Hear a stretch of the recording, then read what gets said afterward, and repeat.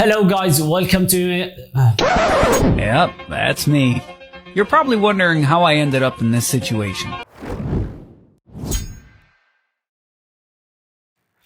Hello guys, welcome to my YouTube channel. In today's video, I am going to walk you through my step-by-step process on how I approach my interior design projects, starting with my meeting with the client, creating a mood board, and how I use 3ds Max, V-Ray, and Photoshop to create the final renders of the design.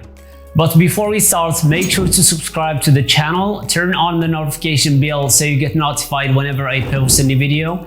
I create content about interior design tutorials, architecture, and business tips and tricks.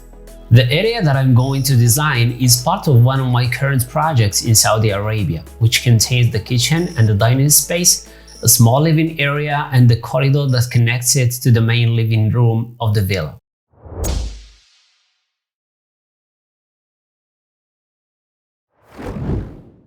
The owner of this villa, whose name is Ibrahim, is a very open individual who knows too much about interior design and who keeps a lot of love to the Kuwaiti culture and environment where he spent the most of his childhood.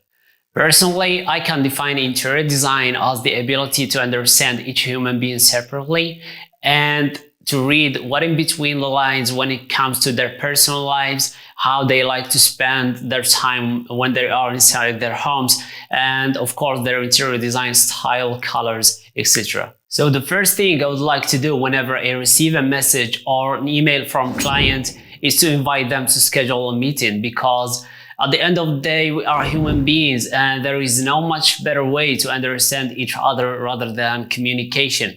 So a Zoom meeting is definitely better to make great deals, have a better understanding of their requirements, and of course, build a stronger relationship. During the meeting, I take notes, and after that, I try to summarize these notes into simple keywords, which will help me gather some assets in order to build a mood board, which I will send to the client and have another discussion about it.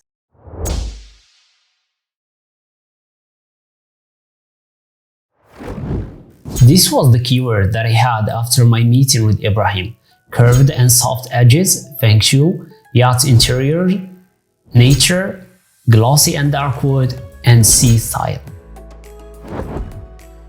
After gathering some images from Pinterest and Google using my keywords, I use Canva to create a mood board that looks a bit more professional, which saves me a lot of time. All you need to do is to go to the search bar and look for mood board, and you will get a lot of free templates to choose from.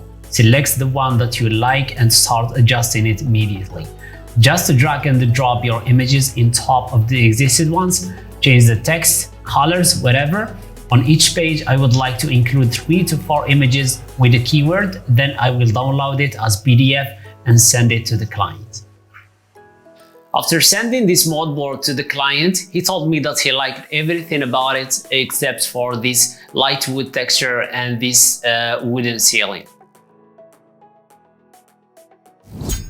The word Feng Shui has really a big impact in this project. According to Feng Shui, which is an ancient Chinese practice that is intended to focus positive energy by the purposeful arrangement of colors, shapes, furniture, and even architecture, designs that have curves instead of straight lines can affect us positively, because negative energy travels through straight lines while positive energy meanders along curves. Consequently, Feng Shui art is made of curves to channel positive energy and dispel the negative one. In addition to curves, colors and finishes are inspired of water, shown by the blues and the blacks for abundance, and wood, shown by the browns and the greens that can improve people's health and bring increased wealth according to Feng Shui. Now we have a better idea about forms, colors, and finishes, which takes us to the next step, which is 3D design.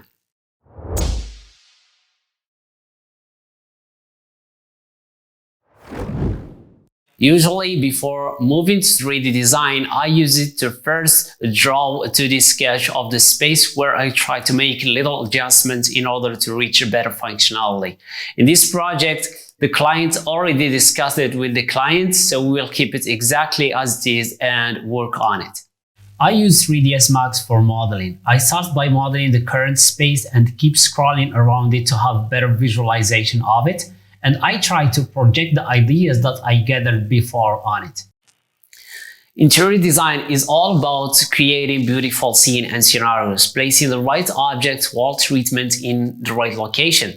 So when designing, it will be a wrong idea to give every single part of the space the same importance. So one thing I always start with is to try to find the focal point or point inside the room and design the rest of the space around it. If you don't know what is a focal point, it typically refers to the area to which your eye is immediately drawn. Interior designers define focal point to draw attention to the defining area or feature. We can either enhance already existed ones like in our project, or we can create new ones, but in both cases, it makes the space inviting, beautiful, and eye-catching. To give you an example, let's say you are entering your home. Logically, the first thing that pops up in your eyes must be the focal points. Interior designers tend to reinforce these focal points by either giving it a different wall treatment, placing a piece of furniture, or whatever. One more example is that inside a bedroom, the main object is the bed. That's why you will always find that the wall of the bed is designed differently to reinforce the focal point. The rest of the walls is what I call invisible walls, which are more to feel, not to perceive, will be given less importance. In our project, I selected 3 focal points: the wall next to the sofa in the living area, the corridor, which is the most frequented place of the space, and the wall between the living area and the kitchen. Both main walls of the living area and the corridor are designed to be the same unity with the ceiling, where the walls extend to shape the ceiling in the curved way. In the corridor, the juxtaposition of the elevator, washing room, and the toilet allows us to create a nice rhythm of an arc, referring to the Arabic arc in the Kuwaiti constructions, trying to give the space an Arabic identity. The third wall will be designed to be a smooth separation between the kitchen and the living area by placing a beautiful aquarium, which allows some visual connection between both spaces with a red-orange fish, which is one of the most common objects of Feng Shui art named by Kuo. This wall extends to hold the shelves next to the dining table, which will be very useful for storing items and kitchen stuff. The other walls will be painted dark gray or blue, so the white walls and ceiling with the hidden light pops out. The rest of the space is designed to fulfill the best usage while maintaining the same principle.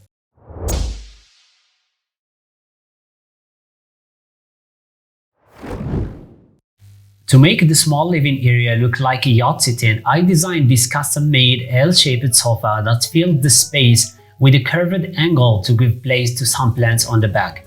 The brown leather looks extremely nice, especially with the amazing coffee table from Store 54, all with an armchair that creates balance in the room. For the dining room, I merged this unique dining table from a brand called Hachki SA, combined with this beautiful chair from the famous Italian brand called Caton Italia. The TV is installed in the wall next to the sliding door with a mechanism that allows his rotation toward the living room or toward the kitchen.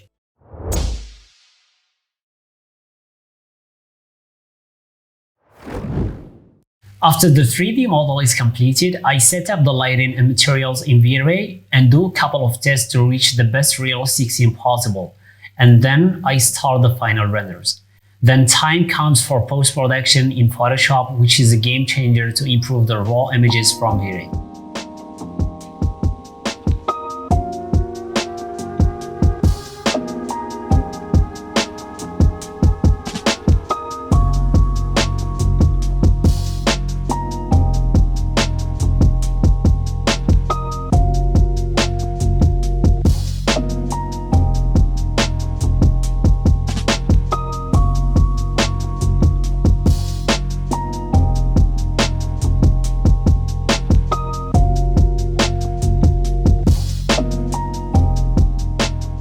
After sending these renders to my client, I was so happy to hear his feedback. He totally liked the design and he didn't request any changes except for changing this circle LED light in top of the dining table to a chandelier, which I replaced with one that had the same shape to preserve the same concept of an egg for the ceiling.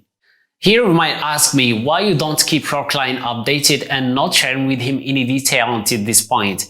And the reason is simply because I believe by experience that sharing an uncompleted idea will ruin it, even if it was so original, especially with someone who doesn't have an architectural background. Meanwhile, I suggest that you take the necessary time to understand your client in the first meeting and to encourage him to send you any additional ideas that comes through his mind later. This will help you quickly reach the final result, which will be so clear and in most cases get approved from the first trial.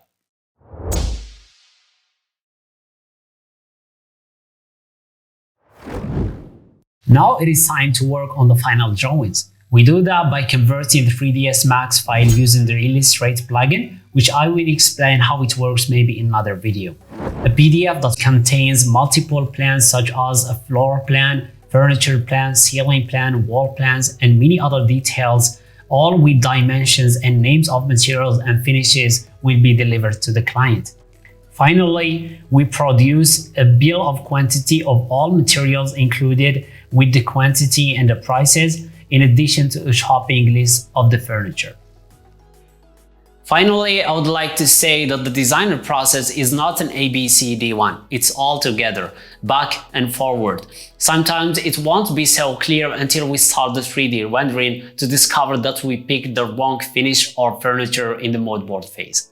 Also, you've probably heard me talking about unity, balance, rhythm, which are some of the most common interior design principles, which I really suggest that you do some research if you don't know about them already, which will for sure improve your work as designer.